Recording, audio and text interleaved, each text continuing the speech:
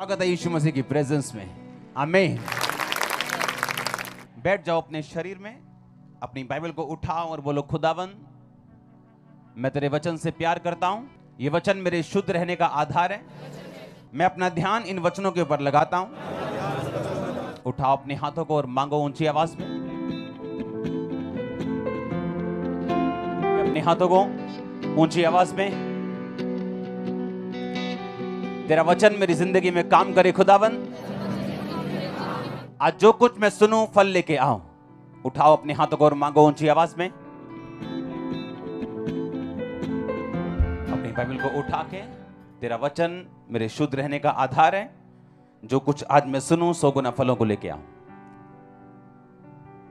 तैयार हो वचनों को सुनने के लिए? आप तैयार हो रिसीव करने के लिए? मसीह में अगर आप ये समझ जाएं कि परमेश्वर की योजना आपकी लाइफ के लिए क्या है और शैतान की योजना क्या है, अगर आप इन दोनों को समझ जाएं, आपकी लाइफ सेम नहीं रहती।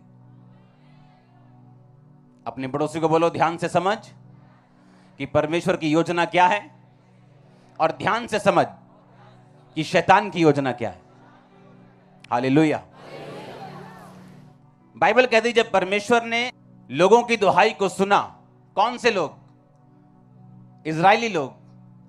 और बाइबल कहती है वो रो रहे थे कि परमेश्वर ये राजा हम पे जुल्म कर रहा है, हमें छुड़ा। और परमेश्वर ने उनकी दुहाई को सुना और मूसा को ठहराया और चुना। मूसा को बोला कि मेरे लोग रो रहे हैं, प्रार्थना कर रहे हैं, मैं उनको छुड़ाने के लिए नीचे आ गया हूं, अब तू जा और उनको छुड़ा। ऐसा है कि नहीं है? और बाइबल कहती परमेश्वर ने मूसा को भेजा। मूसा ने कहा मैं अकेला नहीं जाऊंगा, मैं थथला हूं। एक लंबी बहस के बाद परमेश्वर ने उसके भाई को ठहरा दिया कि तेरा भाई, तू अपने भाई से बात करना, तेरा भाई राजा से बात करेगा।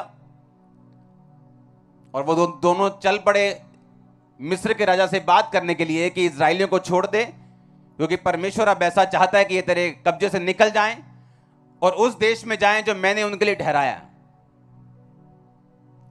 शैतान को आदत नहीं है आपको जल्दी छोड़ने की। वो ढीठ प्राणी है, उसको आदत नहीं है। उसको लगता है कि यहां तक कि जब बाइबल कहती है, जब यीशु मसीह ने कहा जब दुष्ट आत्मा आप में से निकाल दी जाती है, वो फिर देखने के लिए आपको आती है। और अगर सूना पाती यानी परमेश्वर से दूर पाती है, तो लिखा फिर से उसमें वास करने के लिए 7 आत्माओं को साथ लेके आती है और कहती है कि मैं अपने उसी घर में, अपने घर में, वो आपको अपना घर समझती है। कहता है अपने उसी घर में जहां से मैं आई थी, कहती मैं वहीं लौट जाऊंगी। और शैतान को अच्छा नहीं लगता अगर आप लोग आजाद हो जाएं उसके चंगुल से। उसे पसंद नहीं कि कोई दुष्ट आत्मा से आजाद हो। और बाइबल कहती जैसे ही उन्होंने राजा को बोला, राजा हम लोग तुझे बोलते हैं कि इन लोगों को छोड़ दे ताकि ये अपने परमेश्वर के लिए 3 दिन के रास्ते पे जाके बलिदान करें और तू इनको जाने दे, सब बच्चों समेत, सब बुजुर्गों समेत, सब जानवरों समेत। मिस्र के राजा ने उनसे कहा, हे मूसा, हे हारून, तुम क्यों लोगों से काम छुड़वाना चाहते हो? तुम जाकर अपना अपना बोझ उठाओ। फिरौन ने कहा, सुन, इस देश के ये लोग बहुत हो गए हैं, फिर तुम उनको परिश्रम से विश्राम दिलाना चाहते हो? फिरौन ने उसी दिन परिश्रम करने वालों को, उनके ऊपर जो उनके ऊपर थे, उनके सरदारों को आज्ञा दी कि तुम ईंटें बनाने के लिए लोगों को पुआल दिया करते थे, वो आगे को ना देना, वो अपने लिए अपना पुआल खुद इकट्ठा करें।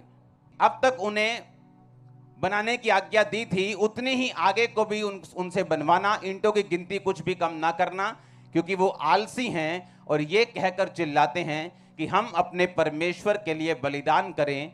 उन मनुष्यों से और भी कठिन सेवा करवाई जाए कि वो उसमें परिश्रम करते रहें और झूठी बातों पर ध्यान ना लगाएं। उन लोगों ने परिश्रम करवाने वालों और सरदारों ने बाहर जाकर उनसे कहा, फिरौन इस प्रकार कहता है कि मैं तुम्हें पुआल नहीं दूंगा, तुम ही जाकर पुआल जहां मिले उन्हें इकट्ठा कर लो, परंतु तुम्हारा काम कुछ भी घटाया नहीं जाएगा। 14 आयत पढ़ेंगे। इस्राएलियों में से जिन सरदारों को फिरौन ने परिश्रम करने वालों के ऊपर अधिकारी ठहराया था, उन्होंने मार खाई जब उनसे पूछा गया कि क्या कारण है कि तुमने ईंटों की गिनती पूरी नहीं की। तब इजराइलियों के सरदारों ने फिरौन के पास जाकर कहा, तू अपने दासों से ऐसा बर्ताव क्यों करता है? तेरे दासों को पुआल नहीं दिया जा रहा और हमसे ये कहते हैं कि ईंटें उतनी ही बनानी पड़ेंगी, और तेरे दासों ने भी मार खाई है, परंतु दोष तेरे लोगों का है। फिरौन ने कहा, तुम आलसी हो, आलसी, इस कारण कहते हो कि हमें यहोवा के लिए बलिदान करने को जाने दे। अब जाकर अपना काम करो, पुआल तुमको नहीं दिया जाएगा, परंतु ईंटों की गिनती पूरी करनी पड़ेगी। अपने पड़ोसी को बोलो, ध्यान से सुन। मैंने आपको क्या कहा प्रीचिंग से पहले कि परमेश्वर की योजना अगर आप समझ गए और शैतान की समझ गए तो आप सेम नहीं वापस जाओगे। मान लो 10 लोग थे, उनको बोलते थे कि 400 ईंट रोज बनानी है। ये लो तूड़ी, वो सामने मिट्टी पड़ी है, उठाओ और बनाओ। फिर उन लोगों का लीडर आ गया मूसा, राजा से बात की कि राजा इन लोगों को छोड़ दे। राजा ने कहा ठीक है, ये लोग काम छोड़ना चाहते हैं, ये आलसी हो गए, इनको डबल काम कराओ। बोलो, तूड़ी मिलती थी ना जो, वो भी नहीं मिलेगी, पर ईंटें उतनी ही बनानी पड़ेंगी।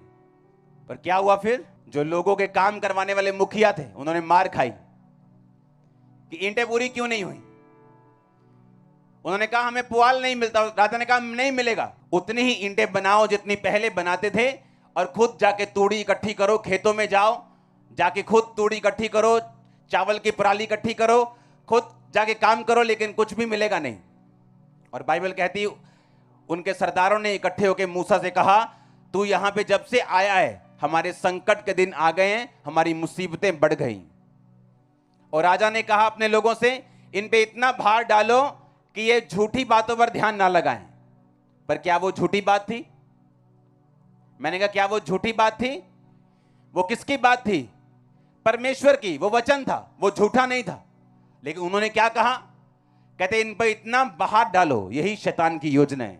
जब वो आपको देखता है कि आप परमेश्वर की ओर चल पड़े हो, जब वो आपको देखता है कि आप छुटकारे की ओर चल पड़े हो, जब वो आपको सही जगह बैठे हुए देखते हैं, आपको सही चर्च में बैठा हुआ देखता है, आपको प्रार्थना करता हुआ देखता है, आपको बाइबल पढ़ता हुआ देखता है, अब आपको वो रोजे रखता हुआ देखता है, अब आपको वो पवित्रताई में चलता हुआ देखता है, और वो आपको तंग करना शुरू करते हैं। और आप हैरान होते हैं कि मुझे मेरे दुख बढ़ क्यों गए, शैतान मुझे और तंग क्यों कर रहा है, मेरा और विरोध क्यों हो रहा है। क्योंकि पहले आप गुलामी के अधीन थे। शैतान को मालूम था कि ये मेरा बंदा है, ये मुझे छोड़ के कभी नहीं जाने वाला। लेकिन अब आप जीवित परमेश्वर के पास आना चाहते हो, और वो आपको छुटकारा देना चाहता है। और शैतान को ये बात मालूम है, उसको मालूम है कि अगर मैं इसको रोकूंगा नहीं तो ये सदा के लिए आजाद हो जाएगा और वहां जाएगा जिसके लिए परमेश्वर ने इसे बुलाया। यीशु मसीह ने, परमेश्वर यहोवा ने कहा, मैं तुम्हें उन देशों में लेके जाना चाहता हूं जहां दूध और शहद की नदियां बहती। दूध यानी एंड प्रोडक्ट। एक गाय को लो, गाय को पालो, गाय को खिलाओ, उसको पहले बड़ा करो, खिलाओ पिलाओ, फिर उसका दूध निकलता है, वो उसका एंड प्रोडक्ट है। हाँ, शहद एंड प्रोडक्ट है। मक्खियां पालो, वो फूलों पे बैठेंगी, लास्ट में शहद देंगी, वो उसका एंड प्रोडक्ट है। परमेश्वर ने कहा, मैं तुझे बेस्ट दूंगा जो तेरे लिए बना हुआ है, अगर तू मेरी बात को सुनेगा। मैं तुझे एंड प्रोडक्ट दूंगा, दूध और शहद की नदियां जहां बहती, मैं वो देश दूंगा, लेकिन कुछ भी मिलेगा नहीं। और बाइबल कहती उनके सरदारों ने इकट्ठे होकर मूसा से कहा, तू यहां पे जब से आया है हमारे संकट के दिन आ गए हैं, हमारी मुसीबतें बढ़ गई। और राजा ने कहा अपने लोगों से, इन पे इतना भार डालो कि ये झूठी बातों पर ध्यान ना लगाएं। पर क्या वो झूठी बात थी? मैंने कहा क्या वो झूठी बात थी? वो किसकी बात थी? परमेश्वर की। वो वचन था, वो झूठा नहीं था। लेकिन उन्होंने क्या कहा? कहते इन पर इतना भार डालो, यही शैतान की योजना है। जब वो आपको देखता है कि आप परमेश्वर की ओर चल पड़े हो, जब वो आपको देखता है कि आप छुटकारे की ओर चल पड़े हो, जब वो आपको सही जगह बैठे हुए देखते हैं, आपको सही चर्च में बैठा हुआ देखता है, आपको प्रार्थना करता हुआ देखता है, आपको बाइबल पढ़ता हुआ देखता है, अब आपको वो रोजे रखता हुआ देखता है, अब आपको वो पवित्रताई में चलता हुआ देखता है, और वो आपको तंग करना शुरू करते हैं।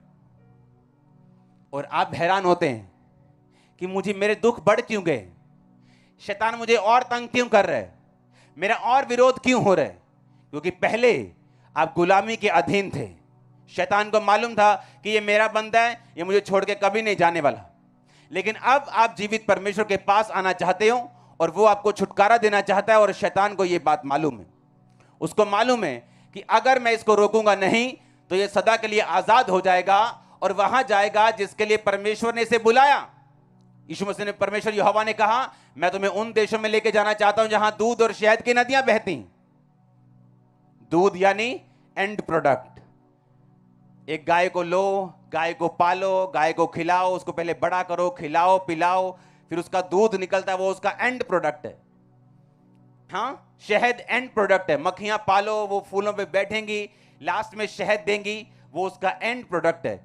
परमेश्वर ने कहा, मैं तुझे बेस्ट दूंगा जो तेरे लिए बना हुआ है, अगर तू मेरी बात को सुनेगा। मैं तुझे एंड प्रोडक्ट दूंगा, दूध और शहद की नदियां जहां बहती, मैं वो देश दूंगा।